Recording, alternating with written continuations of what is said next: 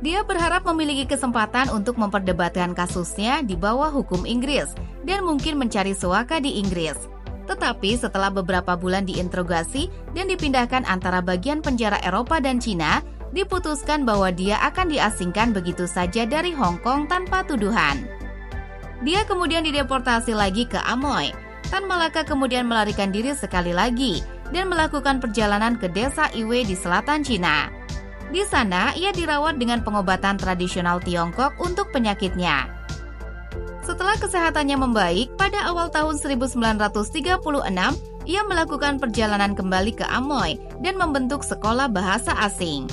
Abidin Kusno berpendapat bahwa masa tinggal di Shanghai ini merupakan periode penting dalam membentuk tindakan Tan Malaka di kemudian hari, selama Revolusi Indonesia pada akhir 1940-an. Kota pelabuhan itu secara nominal berada di bawah kedaulatan Cina, tetapi pertama-tama didominasi oleh negara-negara Eropa dengan konsesi perdagangan di kota itu, dan kemudian oleh Jepang setelah invasi September 1932. Penindasan orang Tionghoa yang dia lihat di bawah kedua kekuatan ini, menurut Kusno, berkontribusi pada posisinya yang tanpa kompromi terhadap kolaborasi dengan Jepang atau negosiasi dengan Belanda pada 1940-an. Ketika banyak nasionalis Indonesia terkemuka mengambil sikap yang lebih mendamaikan, pada Agustus 1937, ia pergi ke Singapura dengan identitas Tionghoa palsu dan menjadi guru. Setelah Belanda menyerah kepada Jepang, ia kembali ke Indonesia melalui Penang.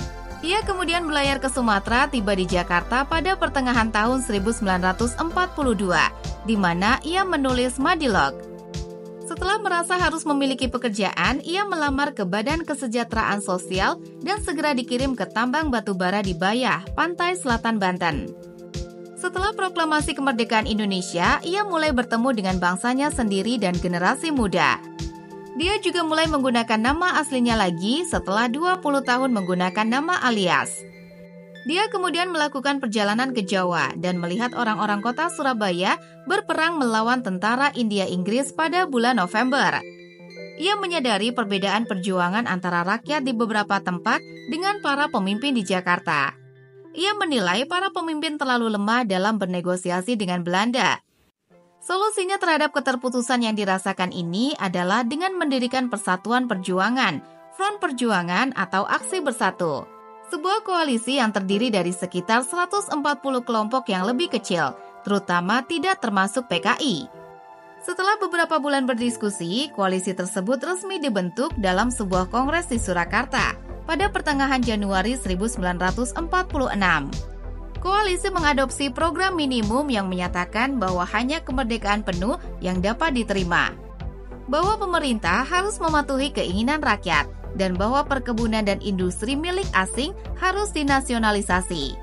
Persatuan Perjuangan memiliki dukungan rakyat yang luas, serta dukungan dalam Tentara Republik, dengan Mayor Jenderal Sudirman menjadi pendukung kuat koalisi yang diorganisir Tan Malaka. Pada bulan Februari 1946, organisasi tersebut memaksa mengundurkan diri, sementara Perdana Menteri Sultan Syahrir, seorang pendukung negosiasi dengan Belanda, dan Soekarno berkonsultasi dengan Tan Malaka untuk mencari dukungannya. Namun, Tan Malaka tampaknya tidak mampu menjembatani perpecahan politik dalam koalisinya untuk mengubahnya menjadi kontrol politik yang sebenarnya, dan dia ditangkap tak lama kemudian, dengan Syahrir kembali memimpin kabinet Soekarno. Setelah dibebaskan, ia menghabiskan bulan-bulan berikutnya di Yogyakarta dan berusaha untuk membentuk sebuah partai politik baru yang disebut Partai Murba, Partai Proletar. Tetapi tidak dapat mengulangi keberhasilan sebelumnya dalam menarik pengikut. Ketika Belanda merebut pemerintahan nasional pada bulan Desember 1948, ia melarikan diri dari Yogyakarta dan menuju ke pedesaan Jawa Timur, di mana ia berharap akan dilindungi oleh pasukan gerilya anti-republik. Dia mendirikan markasnya di Blimbing, sebuah desa yang dikelilingi oleh sawah, dan menghubungkan dirinya dengan Mayor Sabarudin, pemimpin batalion ke-38 yang terkenal akan sifat kejam dan bengisnya. Menurutnya, kelompok Mayor Sabarudin adalah satu-satunya kelompok bersenjata yang benar-benar berperang melawan Belanda. Mayor Sabarudin bagaimanapun berada dalam konflik dengan semua kelompok bersenjata lainnya. Pada 17 Februari 1949, para pemimpin TNI di Jawa Timur memutuskan bahwa Sabarudin dan rekan-rekannya akan ditangkap dan dihukum sesuai hukum militer. Pada 19 Februari, mereka menangkap Tan Malaka di Blimbing. Pada tanggal 20 Februari, Korps Speciale Troepen atau KST Belanda kebetulan memulai serangan bernama Operasi Harimau dari kota Nganjuk di Jawa Timur. Mereka maju dengan cepat dan brutal. Pozzi menjelaskan secara rinci bagaimana prajurit TNI melarikan diri ke pegunungan dan bagaimana Tan Malaka yang sudah terluka masuk ke pos TNI dan langsung dieksekusi pada 21 Februari 1949. Tan Malaka ditembak mati di kaki Gunung Wilis, Selopanggung, Kabupaten Kediri, setelah penangkapan dan penahanan di Desa Pace. Menurut Pozzi, tembakan itu diperintahkan oleh Letnan II Sukoco dari Batalion Sikatan Divisi Brawijaya. Tidak ada laporan yang dibuat dan Malaka dimakamkan di hutan. Tan Malaka berargumen dengan kuat bahwa komunisme dan Islam sejalan dan bahwa di Indonesia revolusi harus dibangun di atas keduanya. Oleh karena itu, dia adalah pendukung kuat dari aliansi lanjutan PKI dengan Sarekat Islam atau SI, dan merasa terganggu ketika dia berada di pengasingan. PKI memisahkan diri dari SI. Dalam skala internasional, Tan Malaka juga melihat Islam memiliki potensi untuk menyatukan kelas pekerja di sebagian besar Afrika Utara, Timur Tengah, dan Asia Selatan, melawan imperialisme dan kapitalisme. Posisi ini menempatkannya dalam oposisi terhadap banyak komunis Eropa dan kepemimpinan Komintern yang melihat keyakinan agama sebagai penghalang bagi revolusi proletar dan alat kelas penguasa. Menurut Hari Pozzi, Malaka beranggapan bahwa pemerintah kolonial menggunakan sistem pendidikan untuk menghasilkan masyarakat pribumi terpelajar yang akan menindas rakyatnya sendiri. Malaka mendirikan sekolah Sarekat Islam untuk menyaingi sekolah negeri.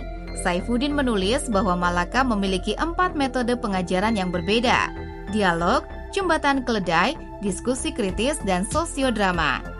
Dalam metode dialog, Malaka menggunakan komunikasi dua arah saat mengajar. Selama mengajar di Delhi, ia mendorong siswa untuk mengkritik gurunya, atau orang Belanda itu yang sering salah. Di sekolah SI, ia mempercayakan siswa yang mendapat nilai lebih tinggi untuk mengajar siswa yang nilainya lebih rendah. Jembatan keledai terinspirasi oleh Al-Ghazali. Selain menghafal ilmu, siswa juga diinstruksikan untuk memahami dan menerapkannya dalam kehidupan sehari-hari. Saifuddin menulis bahwa ini kebalikan dari konsep gaya bank dan mirip dengan pembelajaran kontekstual. Pada diskusi kritis, Malaka tidak hanya secara verbal memberikan suatu masalah kepada siswa, tetapi berusaha untuk mengungkapkan masalah secara langsung. Metode ini mirip dengan metode pendidikan menghadapi masalah dari Paulo Freire. Dengan metode keempatnya, sosiodrama, Malaka bertujuan agar siswa memahami masalah sosial dan menyelesaikannya melalui role-playing, serta memberikan hiburan untuk menghibur siswa setelah belajar. Setelah Indonesia merdeka, Tan Malaka menjadi salah satu pelopor sayap kiri. Ia juga terlibat dalam peristiwa 3 Juli 1946 dengan membentuk Persatuan Perjuangan dan disebut-sebut sebagai otak dari penculikan Sultan Syahrir, yang pada saat itu merupakan Perdana Menteri. Karena itu, ia dijebloskan ke dalam penjara tanpa pernah diadili selama 2,5 tahun. Setelah meletus pemberontakan FDR atau PKI di Madiun, September 1948, dengan pimpinan Musso dan Amir Syarifuddin, Tan Malaka dikeluarkan begitu saja dari penjara. Di sisi lain, setelah mengevaluasi situasi yang amat parah bagi Republik Indonesia akibat Perjanjian Linggajati 1947 dan Renville 1948, yang merupakan buah dari hasil diplomasi Sultan Syahrir dan Perdana Menteri Amir Syarifuddin, Tan Malaka merilis pembentukan Partai Murba 7 November 1948 di Yogyakarta. Setelah pemberontakan PKI atau FDR di Madiun ditumpas pada akhir November 1948, Tan Malaka menuju Kediri dan mengumpulkan sisa-sisa pemberontak PKI atau FDR yang saat itu ada di Kediri. Dari situ, ia membentuk pasukan gerilya pembela proklamasi. Pada bulan Februari 1949, Tan Malaka ditangkap bersama beberapa orang pengikutnya di Petok, Kediri, Jawa Timur. dan mereka ditembak mati di sana. Tidak ada satupun pihak yang tahu pasti di mana makam Tan Malaka dan siapa yang menangkap dan menembak mati dirinya dan pengikutnya. Menurut penuturan Harry Apolze, seorang sejarawan Belanda, menyebutkan bahwa yang menangkap dan menembak mati Tan Malaka pada tanggal 21 Februari 1949 adalah pasukan TNI di bawah pimpinan Letnan II Sukoco, pernah jadi wali kota Surabaya. Batalion tersebut di bawah komando Brigade S yang panglimanya adalah Letkol Surahman dari Batalion Sikatan Divisi Brawijaya. Keputusan Presiden RI nomor 53 yang ditandatangani Presiden Soekarno 28 Maret 1963 menetapkan Tan Malaka sebagai pahlawan nasional.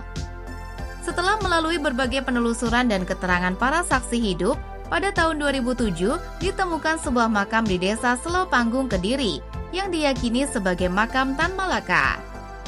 Pada 21 Februari 2017, jenazah Tan Malaka secara simbolis dipindahkan dari Kediri ke Sumatera Barat.